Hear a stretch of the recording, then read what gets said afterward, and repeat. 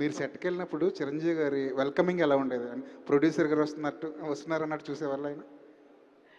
ఈ సినిమాలో అందరం ఎలా పనిచేసామంటే మేము ప్రొడ్యూసర్‌ని, ఈయన డైరెక్టరు అలా కాదండి. ఈయన చెప్పినట్టు ఒక క్లాస్ రూమ్ లాగా.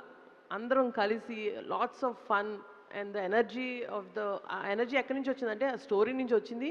ప్లస్ ఈయన అనిల్ గారి దగ్గర నుంచి. ఈయన అసలు ఎవరిని కూర్చొనివ్వరు, ఎవరిని ఇలా ఒక డల్ మూమెంట్ ఉండదు.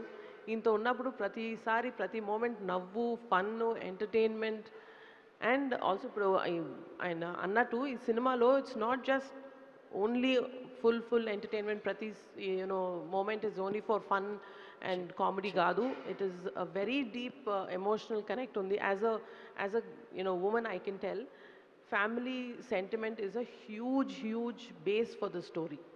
సో అందుకనే it's going to be a family entertainer అంటే not just for comedy and entertainment but it's a huge families అంటే ఎలా ఉండాలి, wife and husband and children తోటి ఎమోషన్స్ ఆ బాండ్ ఎలా షేర్ చేసుకోవాలన్నది చాలా బ్యూటిఫుల్గా చూపించారండి.